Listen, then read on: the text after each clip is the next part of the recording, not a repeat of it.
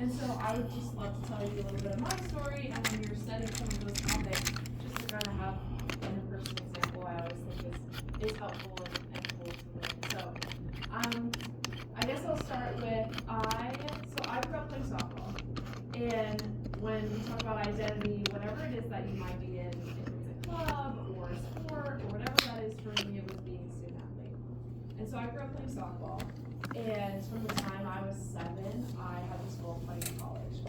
And when I was in high school, we didn't really have regulation around when we could start recruiting. And so girls were committing to play softball by college in like 11 and 12. It was just nuts. So I got serious about it really early. And I would wake up at 4 in the morning and work out. I would walk my wagon to the field every day after school. I traveled all over the country, playing for national teams, going to classes and practices and lessons and all of these things. And basically for me, even growing up, a lot of my worth and my value was tied to how productive I was. And being in clubs and starting clubs and doing softball and getting into a good school and hitting the benchmark, and I'll be successful when I get this score, I'll be successful when I commit to this school. And so eventually I get recruited to play North Carolina State. And I'm from Illinois originally. Have you been to Illinois? Raise your hand if you've been to Illinois before. Oh my gosh, one of you? Okay, so I love Illinois. I'm from outside Chicago. But it's like flat cornfields, beautiful but flat cornfields. And so I moved to North Carolina in 2019, and it is just gorgeous. Have you all been to North Carolina? Yeah. Oh gosh, okay, so I'll be moving to North Carolina. It is so beautiful. And so I get to this campus, and there's just tall trees and these brick buildings, and it was just everything that I wanted. It was a Division I ACC school. They had one of the best social work programs. It was competitive, and I walked around every day like the luckiest person in the world. I loved my teammates, I loved my team, my classes, and I got involved really early in school, so I got a research job, I started volunteering, I was representing my school in this big stadium, and everything that I worked so hard for so many years had like amounted to this dream coming true when I was at NC State. And then fast forward to my junior year in 2021, I suffered a traumatic brain injury during softball. And so I was at practice, and I was on first base, and our shortstop was coming through to turn a double play. And so as I was running to second, sliding into the base, she, instead of making a lane on the other side of the base path, just came straight through, knee first, right into my face. She was like full momentum, 6 feet, like barely to me. And immediately, the world is spinning, my head is pounding, and I'm just overcome with this pain. And what's crazy is throughout high school, I'd actually had multiple concussions before. And so I had had a whiplash concussion, a couple impact concussions, like 3 or 4 in high school. And so when I had this next one, I knew it was a lot worse. And it was a lot harder to recover from. And I'm sure one of the things that you'll talk about is the more concussions you have, sometimes the harder it can be to recover, the more unpredictable it can be. And so I'd been through this whole experience, but with this next TBI, I had symptoms that I'd never experienced before. And so for the next 6 weeks, it was a head and a neck and a jaw injury all at once. And I started, like, life instantly goes from classes and practice and friends to therapy, doctor's appointments. I'm seeing 6 different doctors. We're talking about jaw surgery because my jaw is fractured and dislocated. We're talking about neck therapy, vestibular therapy, all different kinds of therapies. And then over that time, I'm really struggling to read and write the same. And so I'm getting emails that I'm starting to fail my classes. And I'm struggling cognitively. And that was the scariest part, something that I've never experienced before were these cognitive symptoms. And so I had brain fog. I was confused all the time. I would get lost in places. I would forget really simple information. And then over time, I started to develop a late onset stutter. So I stuttered my words. And I had these thoughts, but I just couldn't articulate them. Like they were there and I just couldn't say it clearly. And I would be talking to you like I am right now, and then I would pause and just say nothing. And I would stop mid-sentence. And so everything that I was good at and I knew myself to be was just completely changed. And around that 6-week mark, invisible injuries like that are really difficult for some people to understand. And so my softball program didn't handle a lot of kindness. And so for them it was, you look completely fine. You should be back by now. You're being dramatic. You're being selfish for taking so long. What's taking you so long? And so I explained my history of concussion. They know where I am. I'm visiting them. But even with that explanation, it was really difficult for some people to understand.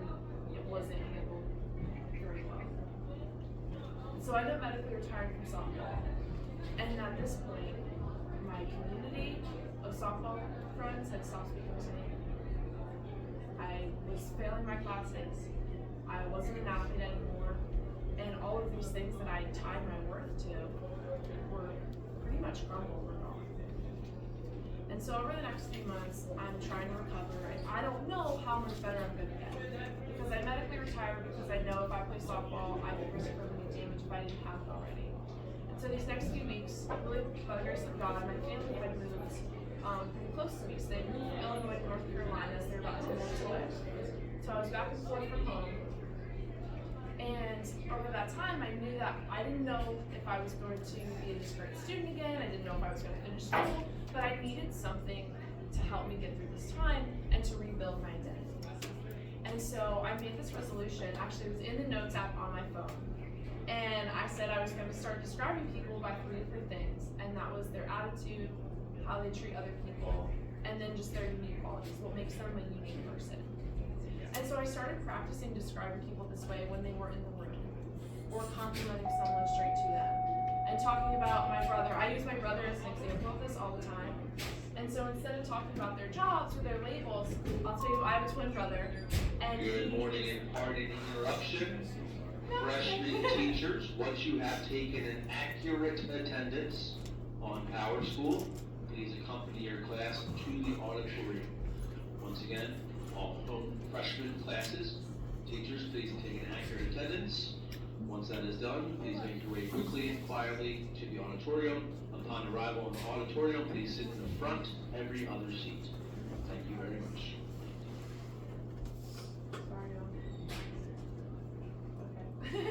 So this is where I lose track. Okay, so I start practicing describing people this way. And so if my twin brother were to come in here, I would tell you that he is the most optimistic, positive person. He invites people and welcomes them into conversation, and what makes him so unique is he is funny. Like, he lights up a room with his energy. And then I love telling people that he works for Sports Center, because I think that is so cool, and that's his dream, and I love hyping him up for that. But I wanted to start describing him for his energy and his personality first, because I wanted him to always know that even if he changes that job, leaves that job, that's how I see him first, for who he is as a person. And so I started describing people by these 3 things, and I started to see myself differently too. And it healed the way that I saw myself. Because for so long I felt like I had failed. And my college career didn't amount to what I had planned for it to be. And my family had invested so much, and I felt like all I did was cause them stress or rack up medical bills, which isn't true. But I was really spiraling. And so as I moved to describe people by their attitude and how they treat people and their character and their internal qualities, I started to really see that in myself and know that I couldn't control necessarily how good of a student I was going to be if I didn't recover as well. I couldn't control how I was going to recover physically, but I could control being a good person. I still had a smile to give. I still had kindness in my heart that I could give. And so I started focusing on those things. And then I was really blessed. After about 10 months, I recovered pretty well. And then going into my senior year, I mean, I was bitter. I wanted to keep my head down. I didn't want to talk to anyone. I wanted to get my degree and get out of there. And I know I felt that way sometimes in high school too. And my parents encouraged me. They said, just go try to make some friends. Like, just try. And so I went on Facebook, and I saw these 2 girls that needed a 3rd roommate. And I share this with you for a purpose. So I find these 2 girls, and they invite me one day to come hang out with all of their friends. And at this point, my invisible injury had become more visible. And so I had braces put back on for the 2nd time. I had screws and springs. I was struggling with conversation. And mental health-wise, I was really struggling. And especially with the TBI, something that I think you probably will talk about is I had experienced some of these symptoms before, but this particular TBI just had me in an out-of-body experience. I mean, I would truly cry and yell and then forget what I even said to my family. I was unrecognizable. I had personality changes. I didn't feel like myself. I would cry and tell my mom, like, my brain is sick. I don't know what to do. I don't feel like myself, and I'm 20 years old. How am I gonna live like this for the rest of my life? And so, to be in that space and to kind of hibernate and isolate, I was by myself for a while and didn't want to socialize and just continued to fall deeper into that space. And then my parents had encouraged me to make these friends, and they invited me, and I was so stressed. I was like, are they gonna judge me for my braces? Are they going to think I'm bad at conversation? Like, I don't know.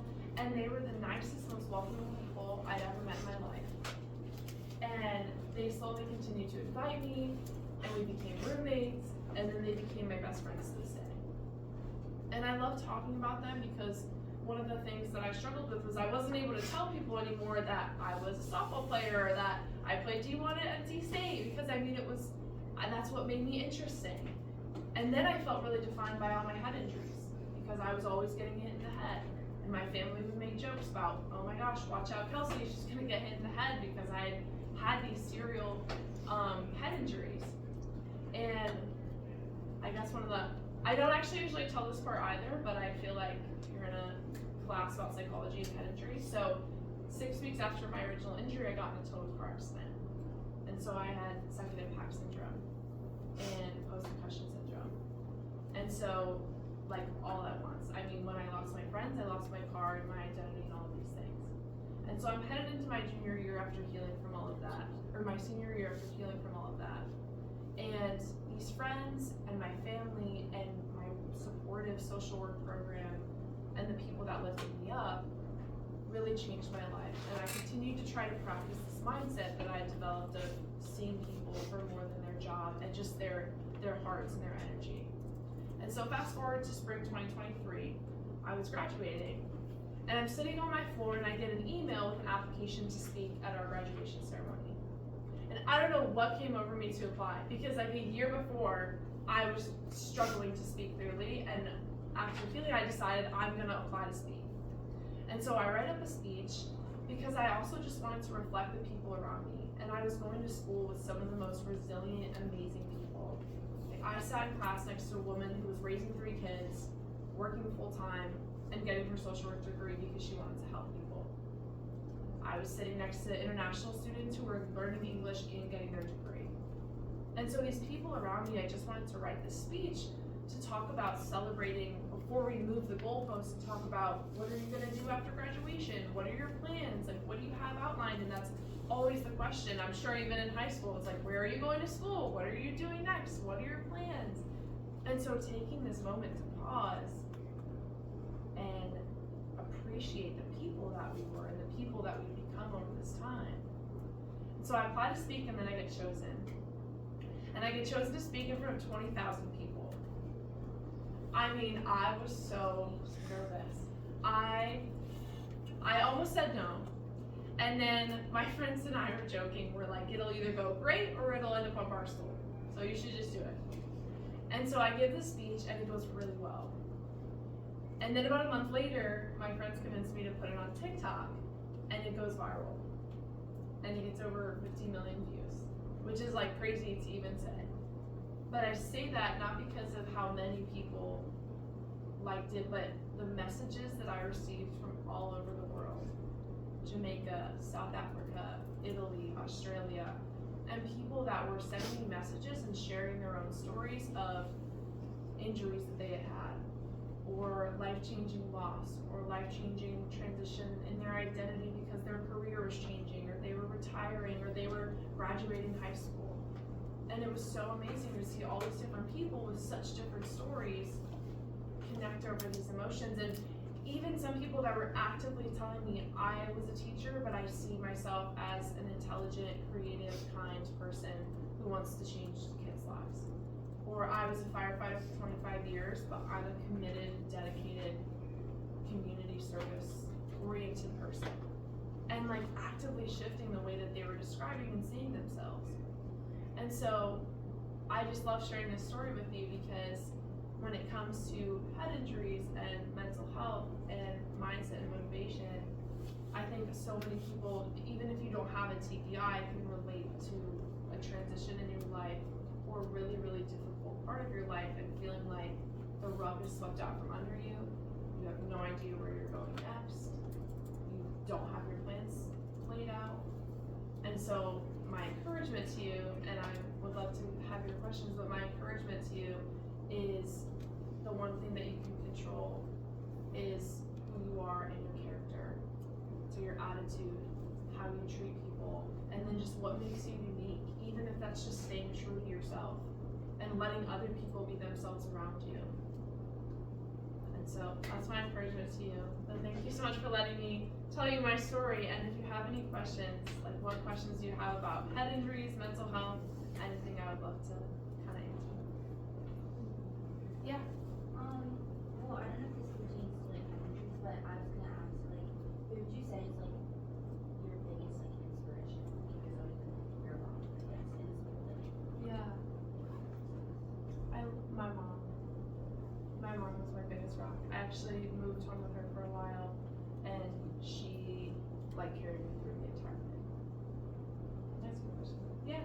Do you still have any like side effects now from your trauma head injury or no? And like, have you A little bit, yeah. So I usually don't. Yeah, I do a little bit. So I don't talk about it much because I feel really grateful. I made mostly full recovery. I don't have a good like science explanation for why, but when I get really tired or kind of overwhelmed, I stutter a little bit, and I still struggle with some brain fog.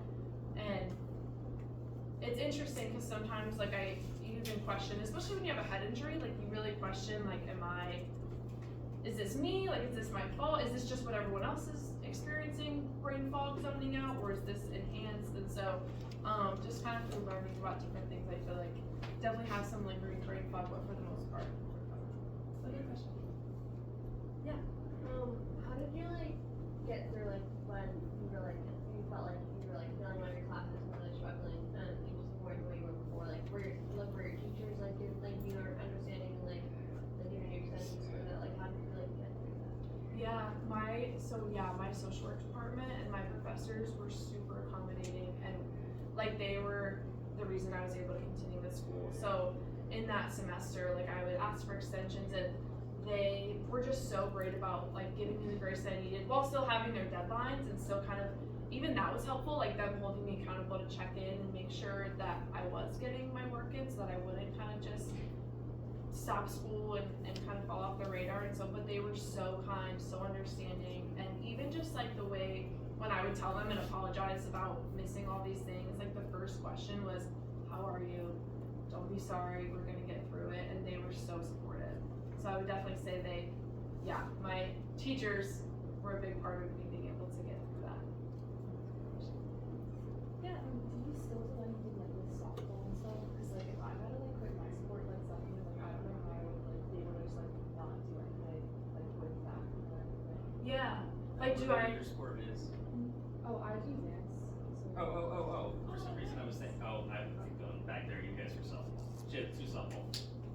Okay, so yeah, I don't continue to play softball, especially because like technically not allowed to play any sort of sport anymore.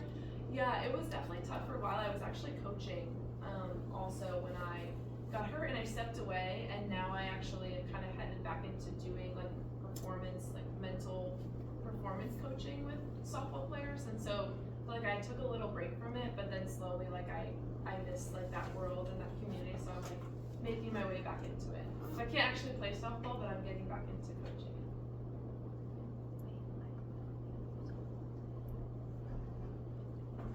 Yeah. Was the other girl hurt really bad? No, she was not. No, she was not. Actually, yeah. She was not. Yeah. This is not something you have to answer, but I was like, it's like she kind of like did that and like kind of like ruined your life. Like you kind of like find a way to forgive her, and she like kind of like compensate and everything. That's really personal. No. I mean, if I there's part of the story where, alright, so I'll give you a little bit of context. So kind of headed into this, I actually just gave a talk about this like 2 days ago. Headed into my fall semester, like this junior year, we were having a lot of issues in our softball program, and just to give like number context, like we had 19 players leave over the course of 3 years. Transfer, get cut, quit, and our coaches, it was just a bad environment. Like they were disclosing personal information, violating NCAA regulations, and we were just encouraged to make fun of each other and yell at each other for mistakes, and our coaches would actively make fun of other players with other members of the team. Like it was just a really bad culture. And so we're headed into my junior year, and some of my teammates, including the one that had hit me, were coming to me and telling me I'm not going to survive the fall if we keep getting treated this way, or rating themselves 2 out of 10 on surveys for mental health, which is really serious.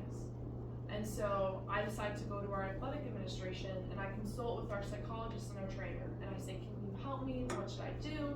And they say, we'll actually go with you to administration because we feel really concerned by the environment y'all are in. So I meet with the administration and I ask for meetings, and the girl that hit me and some of the other girls, about 9 of them, were coming to me with these concerns, like crying in my apartment. We're all really struggling. Everyone's exhausted immediately. And so they say, yes, please go to administration. Please, we'll have your back. Please go.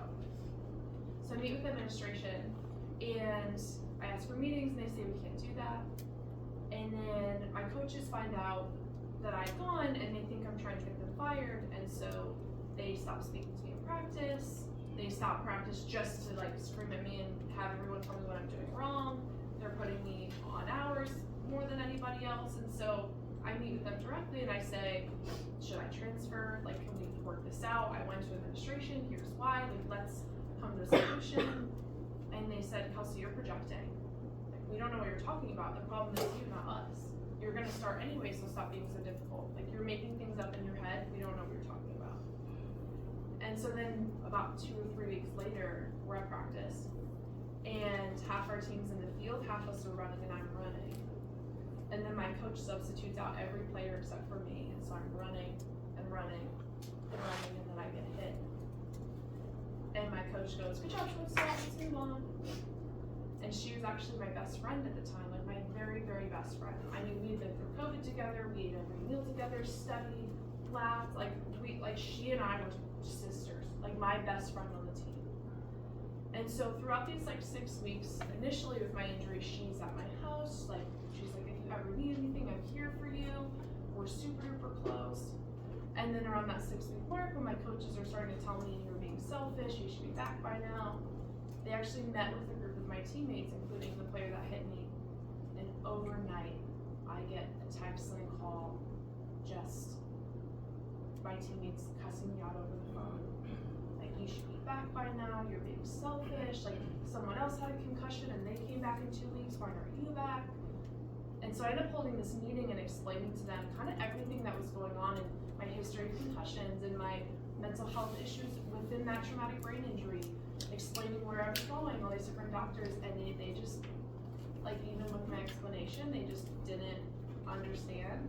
And so it was crazy, like the day before I was super close with her and wanted to talk and wanted to kind of keep that friendship, but she didn't speak to me again after that particular day. And so that was, and I share that with a purpose of saying, like, I think that so many people can relate to that. Like, you give and you get hurt by the very person that hurt you and ended your career, and it can feel like you just want to shut off from the world and like you don't want to open yourself back up to people again. But like, my encouragement is to not do that, because there's such wonderful, great people out there, and like I definitely found it in my heart to forgive her, and actually that a lot of that forgiveness came from good people around me. And if I hadn't found that forgiveness in her, I never would have written this speech that ended up going viral, and now I get to go spread this really positive, uplifting message to people all over the country.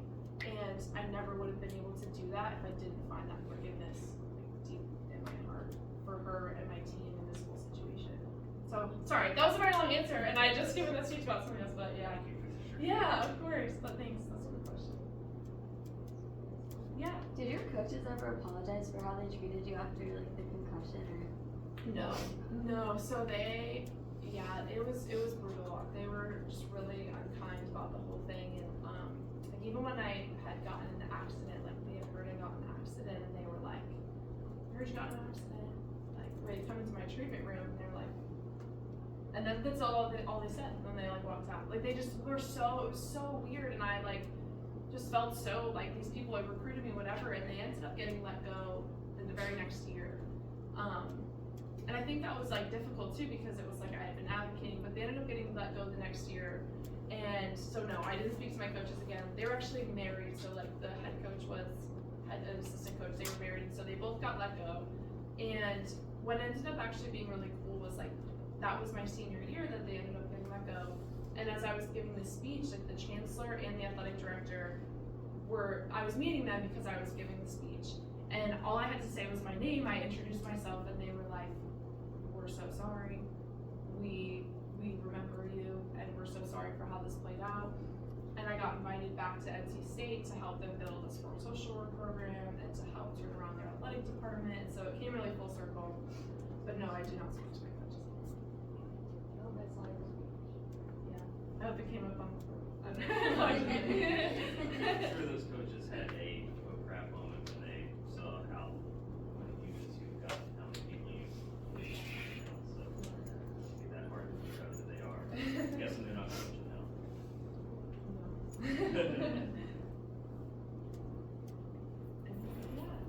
So I've had 2 brain injuries in the past from playing soccer.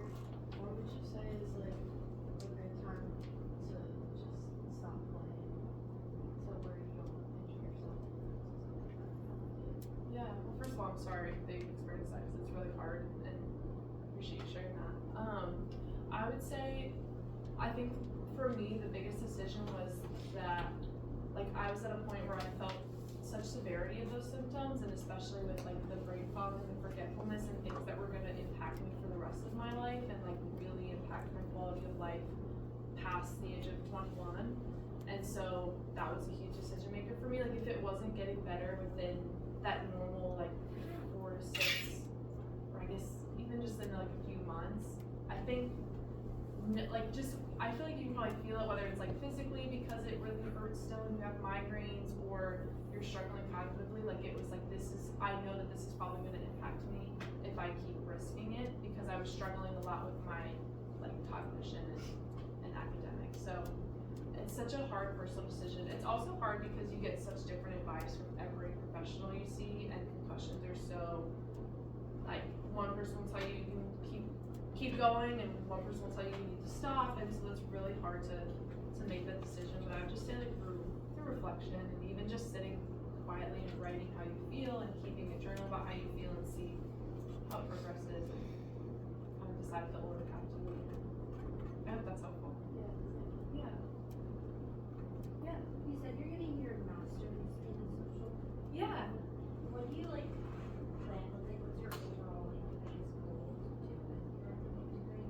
Yeah, so when I started my degree, I actually wanted to do therapy and mental health. So I do mental health with athletes right now, but it's been so cool. I keep getting opportunities to speak, and I actually decided I want to use that to do talks on mental health and just continue this speaking path, but like apply the social work degree to doing like mental health trainings or mental health workshops. And so I want to do more larger scale with it now.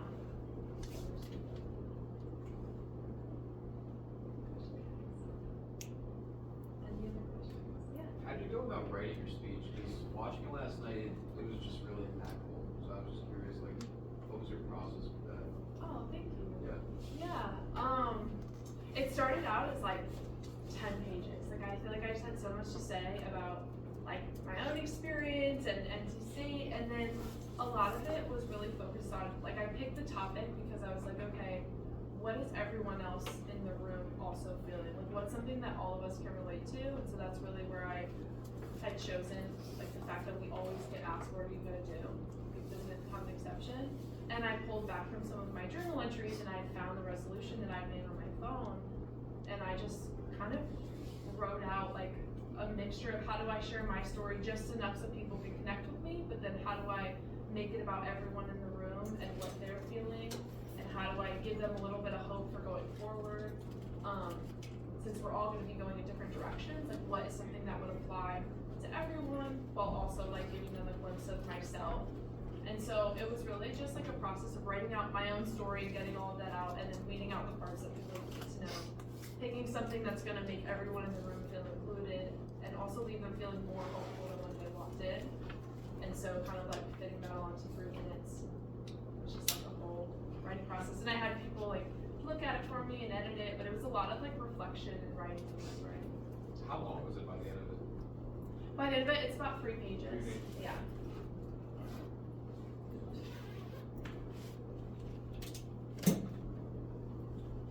When you had scans done and whatnot, did they ever give you any info on what part of the brain was damaged or? No, not to be honest, like a lot of my, as far as like head injury and the scans and things like that, like when I was in high school, my mom took care of that a lot for me. And I know like there was some issue like near my pituitary gland, and I was diagnosed with occipital neuralgia. And so a lot of the lingering effects were from whiplash, so down in that like occipital area. And so most of it was down there versus like brain damage, so I didn't really know. Yeah. So did you have sight problems then? I had like double vision for about like a month or so, like blurry vision, but then they were able to like correct it with contacts and visual therapy.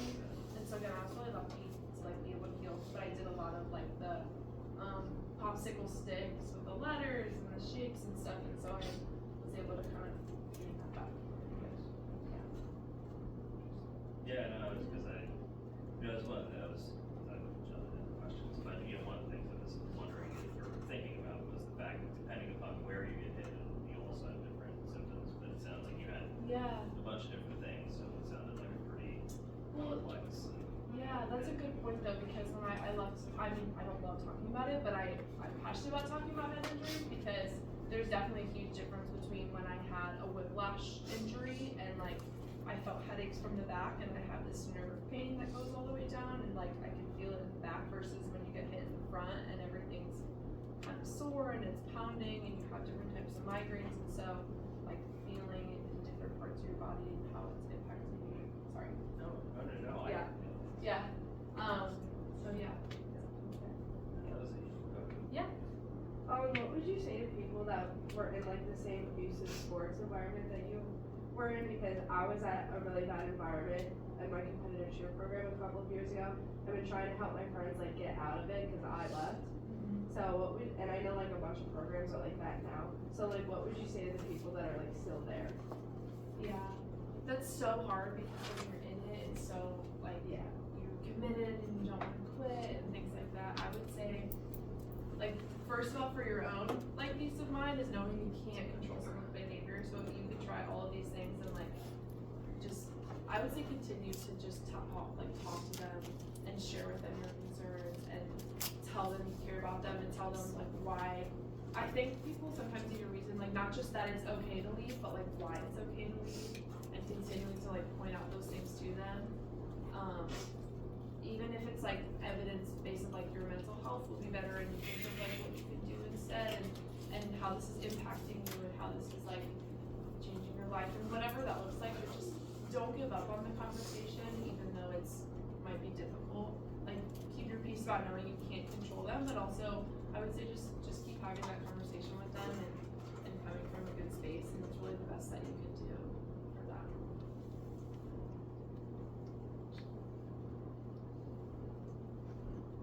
Yeah, that's a good question because I definitely had some people that were like, why aren't you leaving? Like even beforehand, it's like, why are you staying in it? And it was like, I love the sport, and like I'm not going to keep going, and it was like when you get out, like I think even afterwards, like I was able to lean on the people that had talked to me, even though they couldn't convince me to leave beforehand, like because they were there for me and being so honest in the moment, I leaned on them a lot when I was finished. So I think that's really great that you're trying to support them. Yeah. What like point in your life, like how much time had passed until you like felt like okay, like I might have like basically like like I supposed to like get to full recovery. Like how long was that? It was 10 months. So yeah, pretty much about 10 months I would say. Like the intense part of it was probably 3 months. It was like all like therapy, really, really deep into mental health struggles and those types of things. And then it started to become like bad days. And then for about 10 months, I was like, wow, I feel like this isn't impacting my daily life anymore. I feel happy again. I feel in the present moment. So yeah, about 10 months.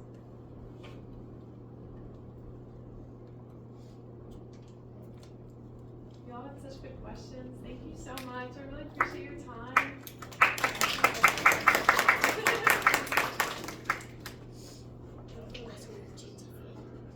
Thank you for coming. Yeah, I've got so many things to look about too. Like, it's something that I'm passionate about this too. Having a child as an athlete that gets very involved in sport, seeing a lot of the toxicity, negativity that you're talking about, and how this plays into it. I've been actually wanting to get into some mindset stuff, routines that I'm associated with, and love to work your brain on that. Yeah. Figure that out, because I feel like it is way too common. And, and like Jared Brooks' question, it was kind of like, one of the things that I thought of, like my immediate thought to that was, when you can't differentiate between the thing that you love and the awfulness of it, when you can't separate it anymore, I think that's when it becomes, you hate softball, you hate college, you hate dance, cheer, or whatever, because that person becomes the sport. Yeah. That's when it's like, you have to make decisions. But I think, prior to that, you spend all this time saying, I love it, but, Yeah. and it's just, and it just, it blows my mind, because in your case, that attitude essentially put you in danger, affecting your life. It's not just about mental health.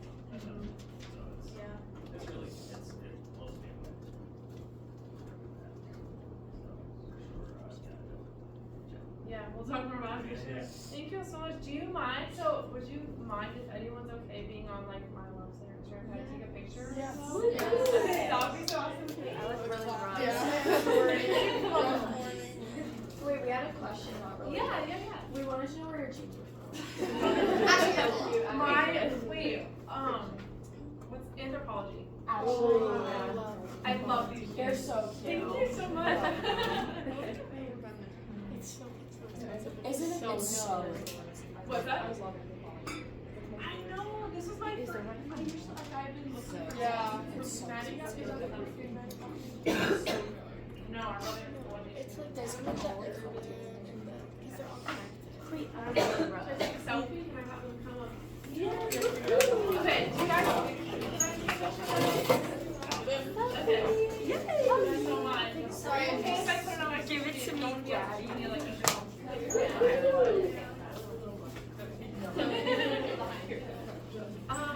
yeah, let's see. I wonder if I can let me timer it. Can I use this from?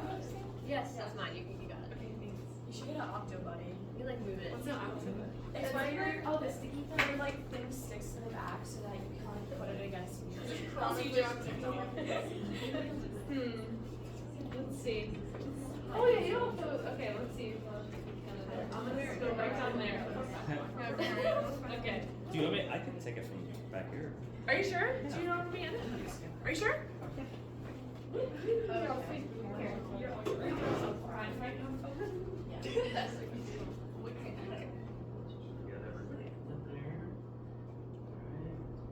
get 2, 3, 4, We're perfect. Thank you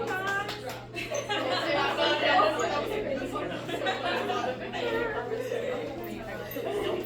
So I hope that you're interested in sports psychology and all of those related topics because they're great to study them and they're very, very important and necessary in every part of life. You're really smart. I like this, you. I got hit like the day before playoffs, and I was supposed to play because like there was your brother there was like sick or whatever, so he was supposed to play, and then that other player No, actually, these ones are not that for like 6 and he better played the lost on me. He was like he lost because we were playing. Yeah, it's so good. They're really sticky. Camille, they're so good. Did she use her glue? I have like a thousand. Because that's mine. I have like 1,000 packs of press on the blue. Wait, can I get one? They're like the smaller tubes, right? Is he filming this? Yeah, I already waved to the camera. Hey guys, welcome back to a day in my life. My name's Sophia. The tripod? Yeah, me too. And come with me. You B-side. Add me on Snap, Marauda.box. Come with me day in the life at Bishop Shanahan. This is my friend Marin. This is my friend Gianna. This is my friend Marauda. And we're gonna hit you up with the day at BSHS. Okay, so first what we do is we open our Chromebooks and we play Wordle. And then after, so we're in first period right now. We're going to second period. Because that's how that works. Miss Hayes, and then too. We're going to Miss Hayes' room. We're going to Mr. A. I'm going to Snevis. And we leave for Florida in T-minus 20 hours till we're in Florida. Hopefully we have a snow day tomorrow. Pray that our airplane lands safely in Chicago. Yes, please. You guys don't crash. Yeah, we're going to Chicago, then Florida. So you will be in Illinois. Oh yeah. Oh my gosh, yes! We will be in Illinois tomorrow. We're going to Chicago. Really? Yes. Oh my gosh. Wait, like downtown Chicago? No, Like the airport. Oh, but that's so cool. We're going to a layover. That's awesome. Oh wow. Thanks. I didn't even realize that. I have Crazy. That's awesome. No, you haven't. I've been to Illinois. You go to Illinois every year for like. Wait, did you live like downtown Chicago? No. So I grew up in Naperville, which is like the Chicago suburbs, so like 30 minutes outside. So when I meet people from Illinois and I say Chicago, they're like, I was there last summer. I don't know where it was. It's where like the Six Flags is. oh, okay. where you- Yeah, that's like an hour north of me. It's like Yeah. in Gurney, Illinois. Gurney, I was in Gurney. Yeah. Oh, nice. It's not a real place. My mom was a firefighter in Chicago for like 10 years. Chicago. Chicago. Oh my god, we have to watch that. Dude, I'm so excited. I'm so excited. What time is it?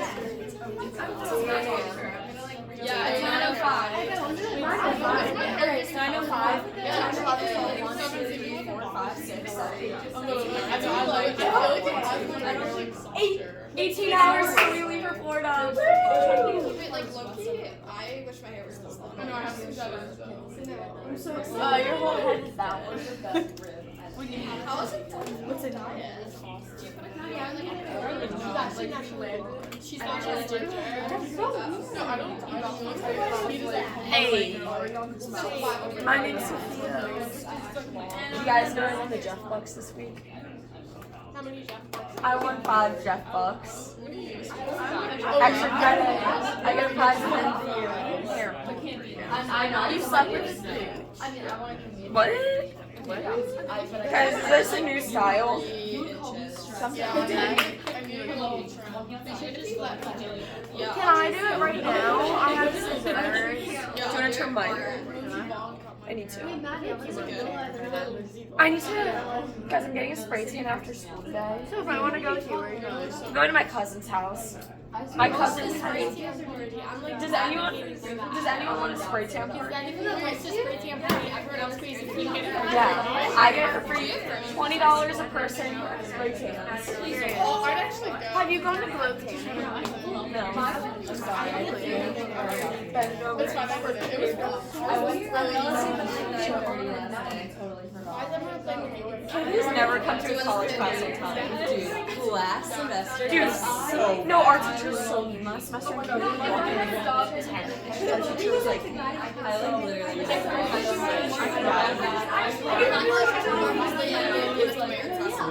yeah, that's crazy. Our professor did not treat her. Yeah.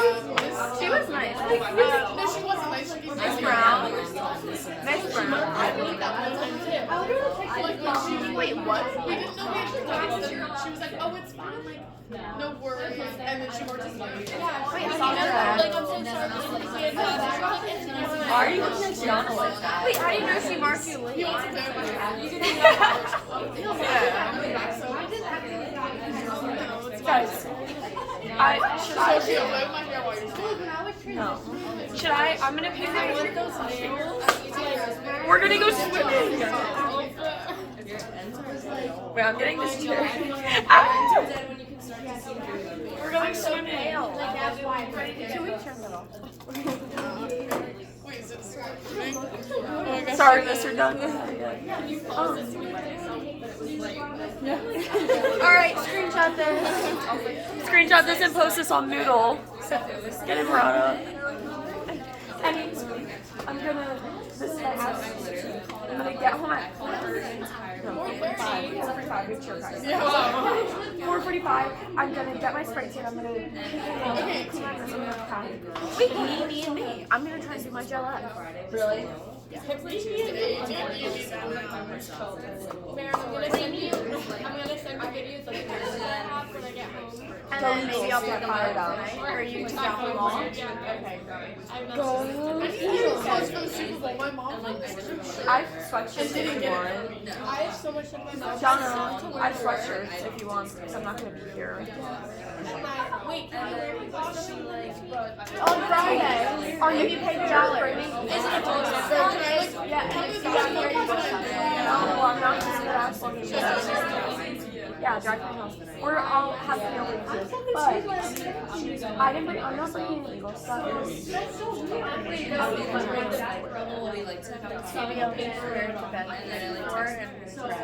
Yeah. Well, I'm bringing my eagle stuffed animal. I was bringing my other one, but I'm bringing my eagle stuffed animal. That's my eagle stuffed. No, I just have. Oh my God, you're so different. You're so different. She's not from around here. She's actually like just like Italian. She's literally just a bandwagon. Yeah, wait, what band are you? You're Michigan? Probably Arkansas. We came back from the break in. She was like, I don't even know the Eagles chant. I only know the Wolverines. You know who's so bad? I'm the matter. You know who's so bad? Oh my God, yeah. Isn't it his birthday? His birthday's on the Super Bowl. That's my mom's birthday, Oh, I'm literally in love with his I'm gonna come I'm working that day, so I'm gonna come. Ah! Wait, do you know the flower place? Yeah, it's your I'm gonna go. I'm gonna go pick up flowers for my mom. I want to do the next stuff. I think that is my boyfriend.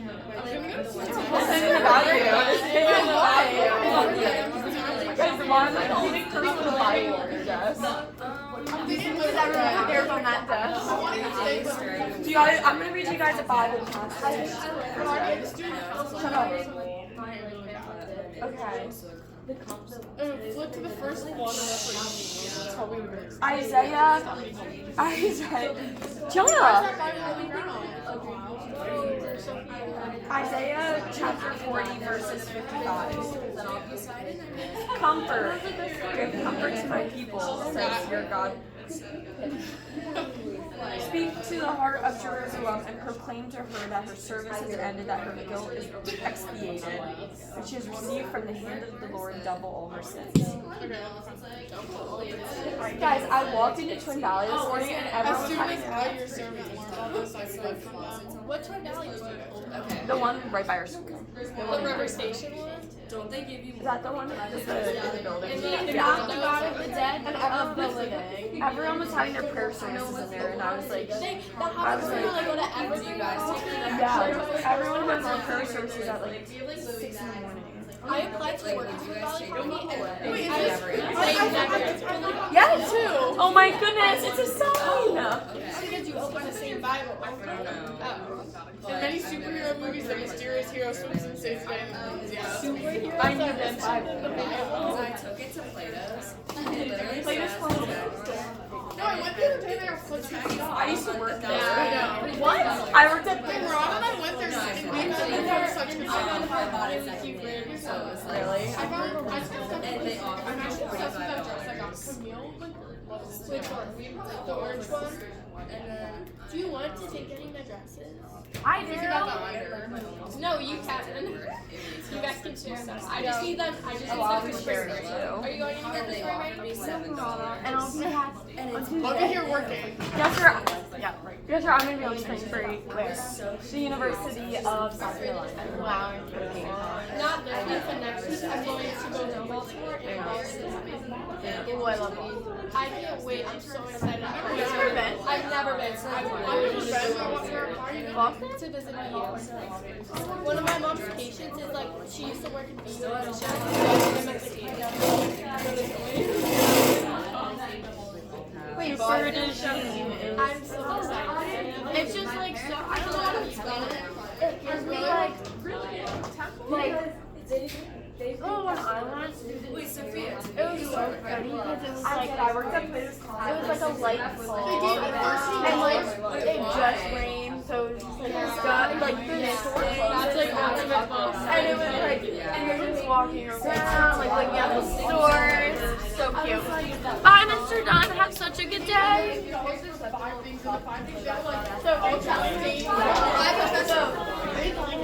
Peace. Wait, Marin. Wait for me. We're going to the same class.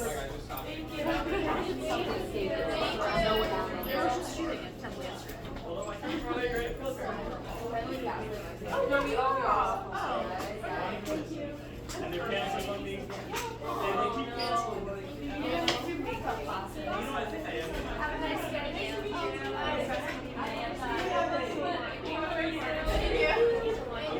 Take care. Do you have a username? I did one for sociology, but it's still like. Okay. I'll look into it. I have to see, make sure that you're. I didn't do it. You might. On by your, so you're just friends. Yeah. So yeah, so I'll look into it, make sure I can in there. Or at least figure out